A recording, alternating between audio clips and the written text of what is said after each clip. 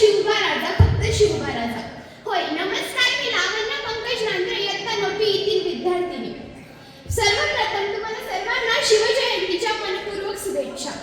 मित्रांनो, आज आपण इथे महाराज ऐकायला बसलोय. महाराज छत्रपती शिवाजी महाराज. नाव जरी ऐकलं ना तरी रक्त सळसळतं, रक्त तापतं, अंगावर शहारे येतात. छत्रपती शिवाजी महाराजांचं नाव ऐकल्यावर एखादी संशय हातात घ्यावी, आलेलं संकट छातडावरती घ्यावं, हा सह्याद्री तुमच्या माझ्या मनामध्ये ही जाज्वल्य निर्मिती तयार करतो. छत्रपती शिवाजी महाराज की हा जय सांगावा लागत नाही, तर इथली माती जन्मतः तुमच्या माझ्या मनामध्ये छत्रपती शिवाजी महाराज की म्हटल्यानंतर जय म्हणण्याची घोषणाही निर्माण करत असते. मित्रांनो, आज अनेक वर्ष झाली महाराजांना जाऊन. आज अनेक वर्ष झाली या महाराष्ट्राच्या मातीला छत्रपती संभाजी राजांच्या रक्ताने अभिषेक करून. आज अनेक वर्ष झाली या महाराष्ट्राच्या मातीला छत्रपती शिवाजी महाराजांना पाहून. तरी महाराजांचे नाव ऐकलं की आपलं रक्त सळसळतं.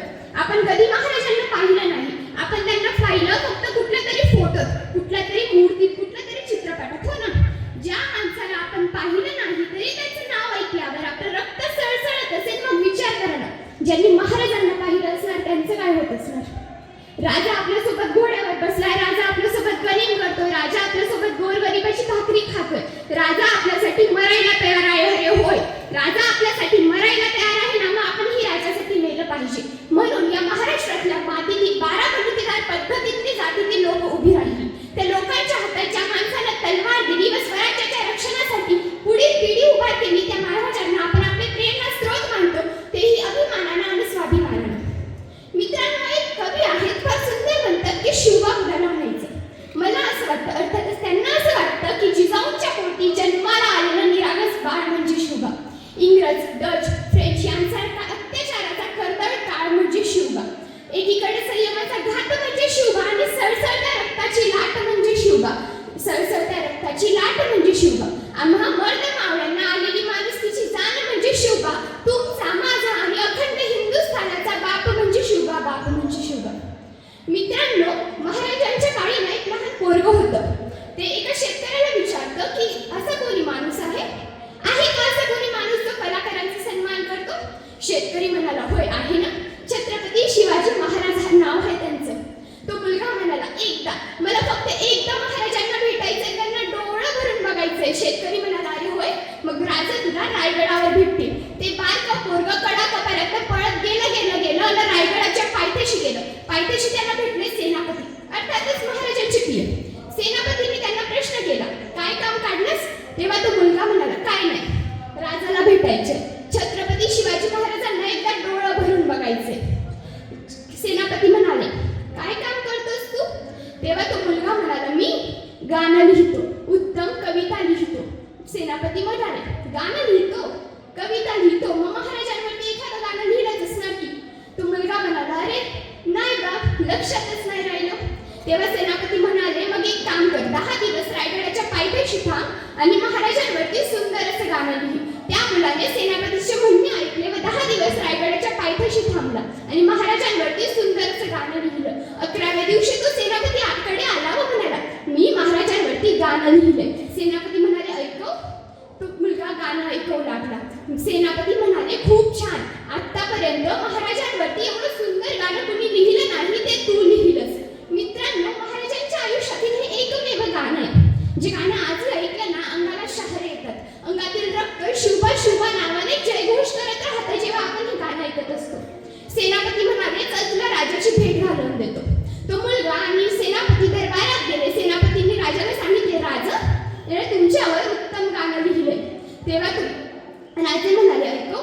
तो मुलगा गाणं ऐकवायला तयार झाला आणि गाणं म्हणू लागला.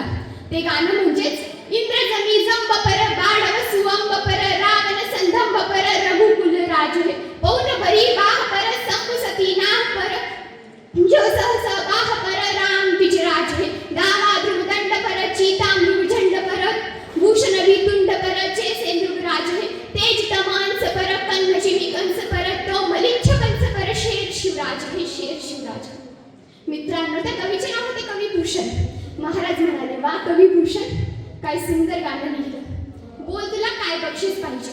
तेव्हा कवी म्हणाला, राजा, हिरे, नाणी, मोती यापेक्षा छत्रपती शिवाजी महाराज हेच आमचं दौलत. मित्रांनो, जगाच्या पाठीवरती एकमेव राजा आहे जो कलाकारांचा सन्मान करतो, एकच नाव छत्रपती शिवाजी महाराज. एक प्रसंग सांगावा असं वाटतं की शाहिस्ते खान सर्वांना माहिती, शाहिस्ते खानाची बोटे छाटले हेही सर्वांना माहिती. मात्र या पाठीमागचा इतिहास कुणाला माहिती आहे का?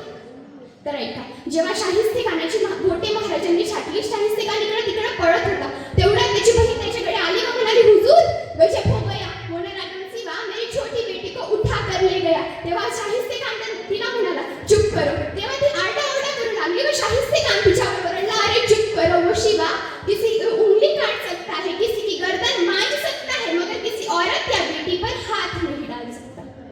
मित्रांनो, स्त्री ही स्वराज्याची देवाऱ्यातील देवता आहे, तिचे रक्षण झालेच पाहिजे असे म्हणणारे होते आपले राजे. या गोष्टीसाठी त्या रायगडाला आणि शिवाजी महाराजांना थोडं सांगू वाटतं की सांगणारे रायगडा, देशील का रे माझा राजा परत? राजा इथं लेकी बाळी सुरक्षित नाही हो. 3.5 वर्षात ते 4 वर्षाच्या मुली सुद्धा नाही. आज असं वाटतंय तुमची चौरंग शिक्षाच योग्य होती. सांगणारे रायगडा, देशील का रे माझा राजा परत?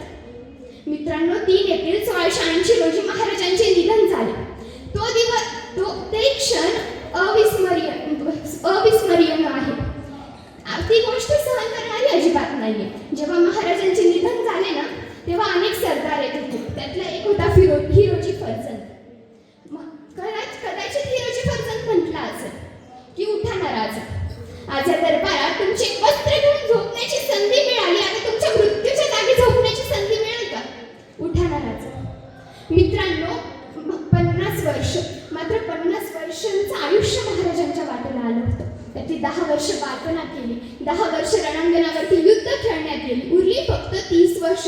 30 वर्षाच्या कालावधीत या माणसानं 750 वर्षाचा पारतंत्र्याचा अंधार दूर केला. सोपं नव्हतं अवघ्या 30 वर्षात 750 वर्षाची गुलामगिरी, अत्याचार दूर करणं. मात्र ते दूर करण्याचं सामर्थ्य फक्त छत्रपती शिवाजी महाराजांकडेच होतं.